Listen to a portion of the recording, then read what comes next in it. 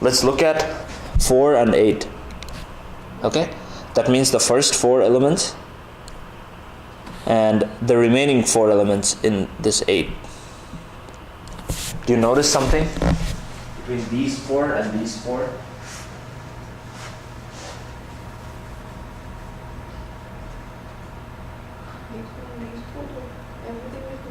Yeah. Okay. Next, let's look at 8 and 16. Okay. Let's look at this 8 and this 8.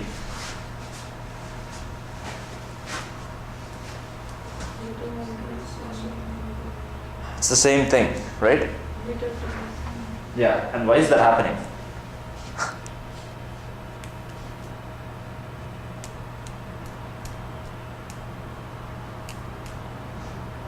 Okay, let's write out the binary representation. Let's do first 4 and next 4. So first 4 numbers are 0, 1, 2, 3.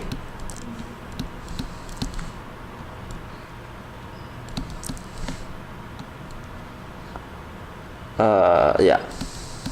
Right? And what are the next 4?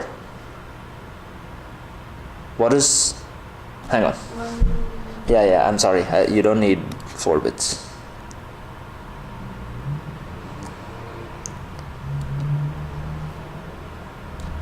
Okay, so these are the first 4 numbers.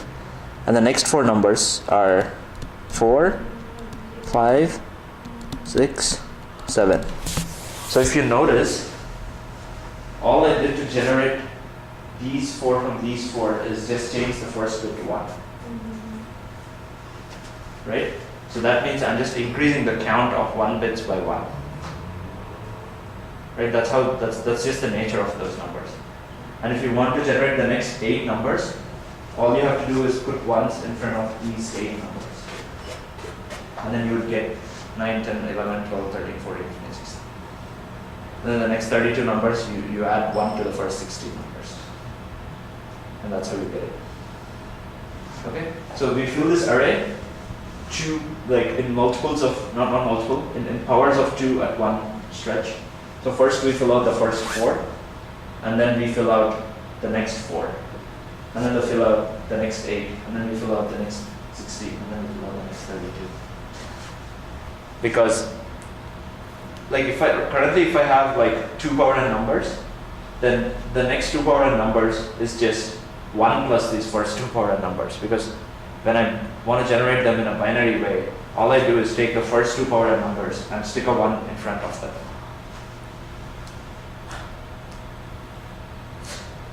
Okay, does this make sense? So going from here to here, we are just doing that for more bits, that's all.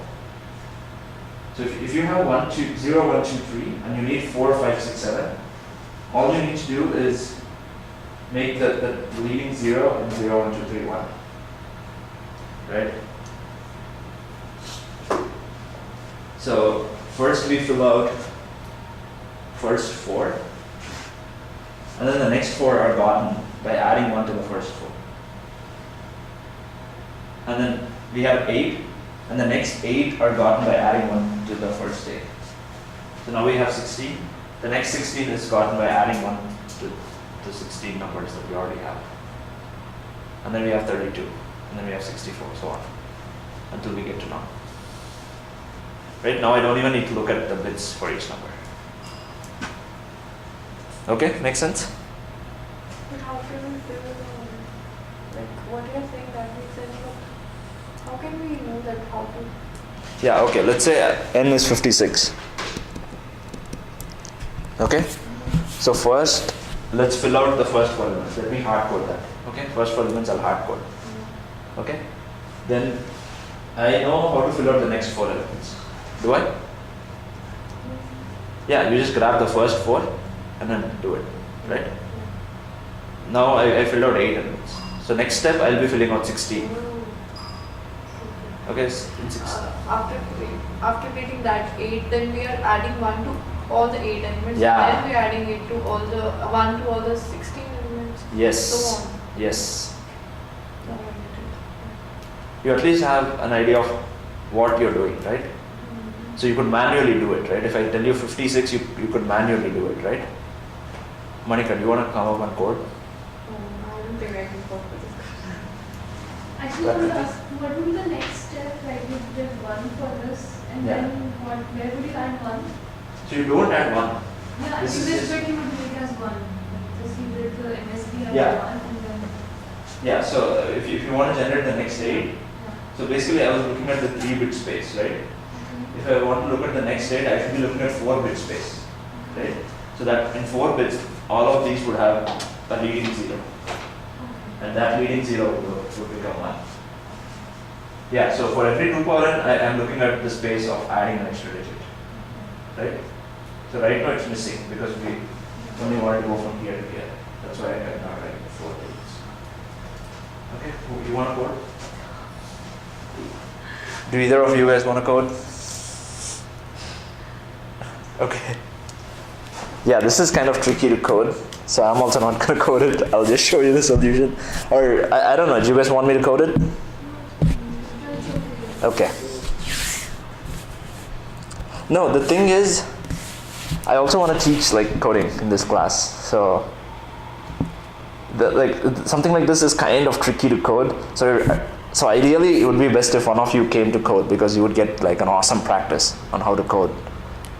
So, you still have that chance. Do anybody want to take that chance? It's just a fun exercise, right? Okay, not tempting enough? Okay, fine, I'll show you the solution.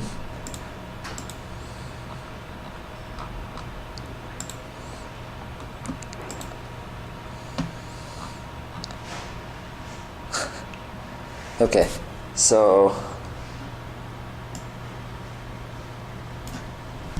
first of all, I'm creating this final array which I'm supposed to return, and that should be this size. Why? Why is it num plus 1? Yeah, because it's 0 to num, right? 0 to num means num plus 1 number of elements, so that's the size. Okay, this I just hard coded. Yeah, I directly started from 4 to 8, but actually if you notice, this also happens right from here. So if I just have 0, then how do I generate the next element? By adding 1. Okay? Yeah. And then now I have 2 elements. How do I generate the next 2? Just add 1. Then I have 4. Right? So that's why here I did not hard code.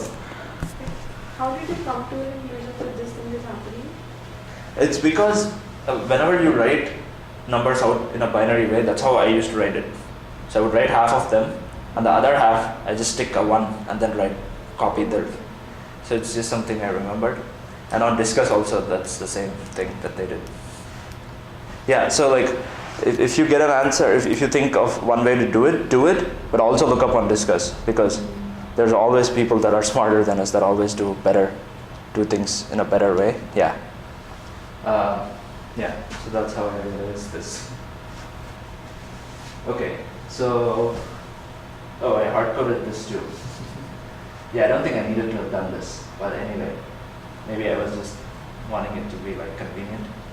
Okay, so this guy is there, and I return it here because if num is 0, I don't even need to like generate these other things. So I just have a return statement here, and then I hard-code 1. And then now I start my I from 2. That's because by this time I already filled indices 0 and 1. So I need to start filling out index 2. So that's why I started I equals 2. And then I have a while loop. I do not have a for loop because I don't do I plus plus. I do I equals I times 2. I plus plus is I equals I plus 1, right? So here it's times, so I have a while loop.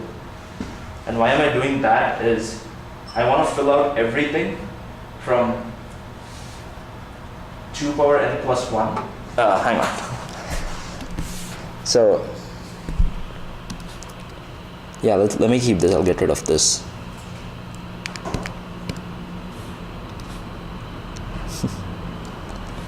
So how I do it is first I have so indices, right? I'm talking about indices. So if I fill out these indices, then I know how to generate these indices, right? If I know 0 to 3, So n is 2, right? If I know 0 to 3, then I know how to fill 4 to 7, which is 4 to 7, right? And if I know 0 to 7, 7 means n is 3 now, then I know how to fill 8 to 15. So n is 3, so 2 power 3 is 8, 2 power 3 plus 1 is 2 power 4, 16 minus 1 is 15. So that's how I increment my loop. So I go from 0 to 2 power n minus 1. So that would be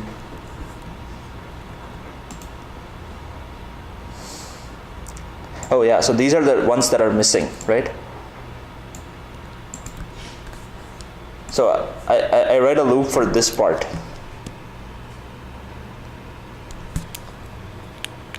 Okay, and then fill out each of those indices from these indices. So these indices are already values that are filled, the correct values. So numbers of j is 1 plus numbers of j minus I. So that means, so if I want to fill out this too, then I need to know what is this guy, right?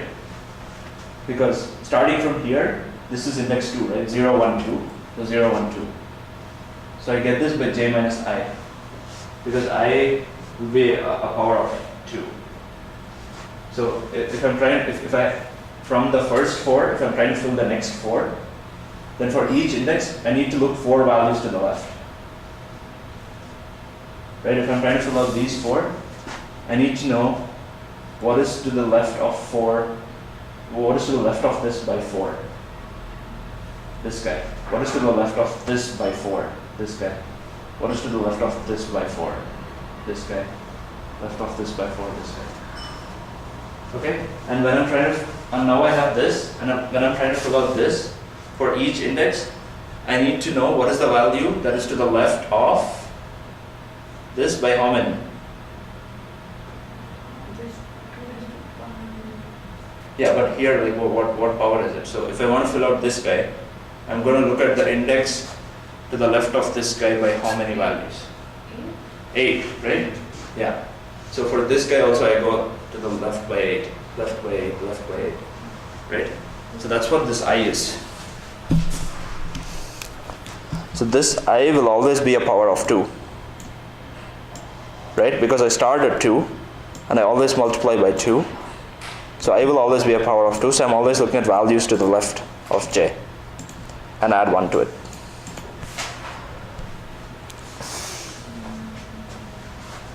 So the first time we run this, for the first time this for loop runs, j starts at 2 and goes all the way up to 4, less than 4, so that means just index 2 and 3, right? I fill it, and now I equals 2, sorry, I equals I times 2, so I is 4, and j starts at index 4, yeah. Because I filled it, right now I filled index 1, 2, 3, 0, 1, 2, 3. So j starts at 4 and goes all the way up to 2 times 4, less than 2 times 4, which means 7. Then the second time it runs, I will fill out indices 4, 5, 6, 7. And then I exit. And then this guy becomes 16. And I start at 8. No, this guy becomes 8. 8 to 16. Yeah, and then I go from 8 to 15, actually inclusive. Yeah. And then 8 to 15, then I fill out, and then this guy becomes, now this guy becomes 16. And I fill out from 16 to 31, so on. Okay, do you want me to run this on Paint, or do you guys get this? Right? Sure? Okay. Okay, cool. Next problem? Or do you guys have any questions? Next problem? Okay.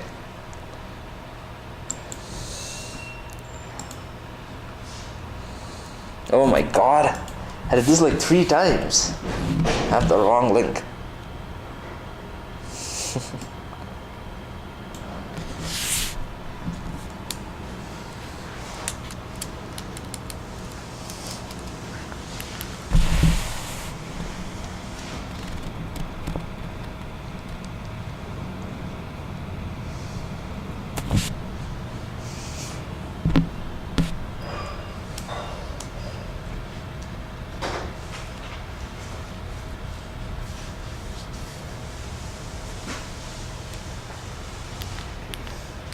Okay, so this problem involves a slight trick.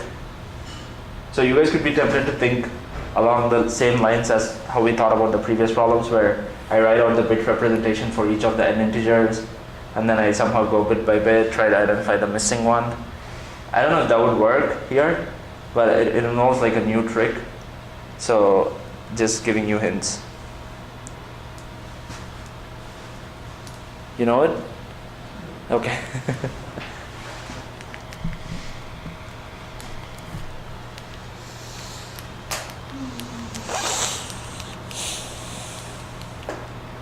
Yeah, this is if this line was not there, how would you do it? Let's say this note is missing. How would you solve this?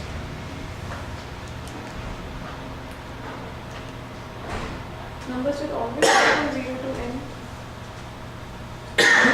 Can't we XOR all of them? Sorry? Like, can't we XOR those numbers with nums array? Then Wow, smart. everything will be cancelled except the 2. Smart. Did you already know how to do it? No, actually, I have solved that problem. There's also another problem that it was like there you said the 3 integers are there. I solved one problem. There's every integer is twice. There's just one and Yeah. that appears once. Yeah. You XOR all of them.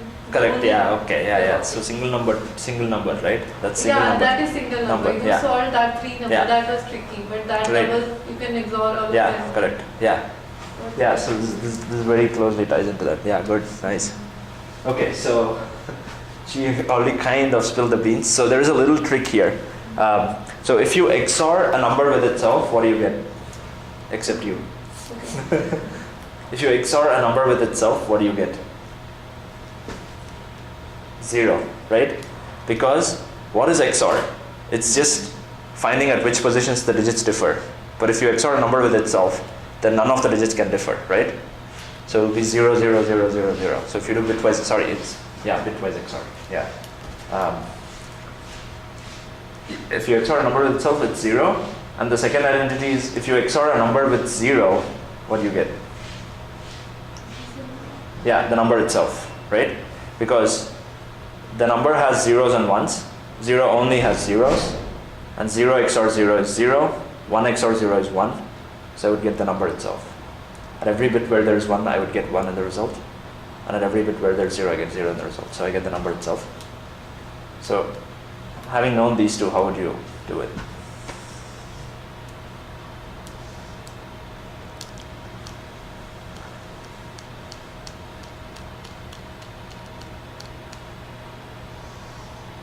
You XOR a number with itself and you get 0, right? So I have this array, and then I have the array where all n integers are present, right?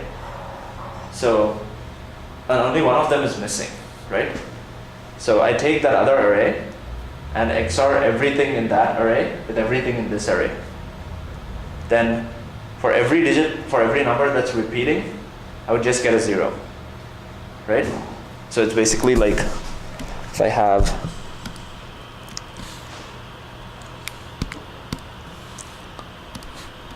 let's do 0, 1, and 2 is missing, so let's not write anything there. Okay, now my proposal is let's XOR every element in this array with every element in this array, right? So that means 0 XOR 0. And it's also commutative and associative. So if I do XOR, XOR, XOR, XOR, XOR, XOR, XOR, that's same as XORing these two, these two, these two, these two. Right? I don't care about the order. The order is always preserved. The values are preserved no matter what order I take. That's what associative and commutative means. So 0 XOR 0 will be 0, 0, 0, and so all of those zeros XORing with each other will also be 0. And finally I will have 0 XOR 2, which is 2. Right? So this will give me 0, this will give me 0, this will give me 0, and they are all XORing with each other. And that XOR 2 will just give me 2. So once I know what to do, it's very dumb. XOR everything here and XOR that with everything here. and then whatever remains is the answer. Return that. Make sense? Right? Yeah.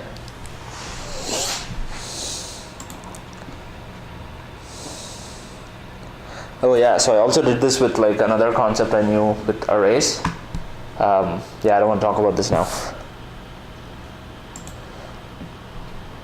Yeah, this is the one that you just saw.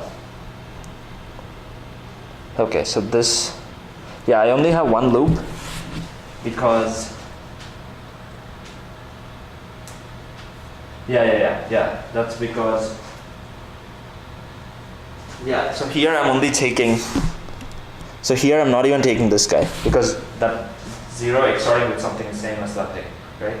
So I only XOR these n elements with 1 to n, and I would still get the same value. So it's basically nums of I XOR I plus 1. So I plus 1 would be 1 plus whatever index, so that would be the second array, right? And this would be the value in that array, and I XOR that with whatever I already accumulated. And that's it, I just returned. Okay, my bad, very bad variable name. I think I copied this from like, yeah, I copied this from Discuss, that's why I left with that bad variable name. Yeah. Okay, any questions? Oh yeah, you already knew it, right? Yeah. Yeah, that's fine. Any questions? Okay, cool. So let's move on.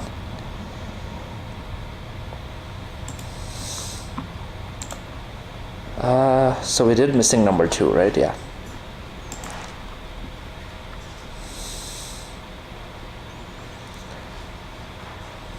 Okay, so this problem is more of like an implementational problem.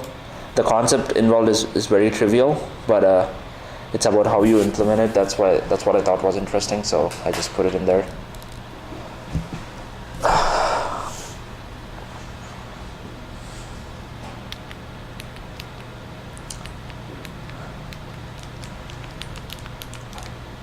Actually, you know what? Let's talk about this. This is not that interesting. Or do you guys want to talk about this first? I want to talk about the other one. The other one is slightly more interesting.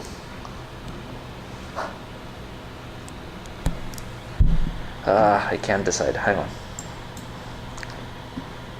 Actually, these are both not that interesting because there's nothing great that you get to learn in terms of bit manipulations. Just using the concept that you already know to solve like a problem that has added complexity in the other aspect. So yeah, let's just look at this. Fine. I actually wanted to like wind up early today. So do you guys want to wind up or do you guys have the energy? It's 4:30. Yeah, let's wind up. These problems are not that interesting. Okay? Okay, cool. Thanks for coming.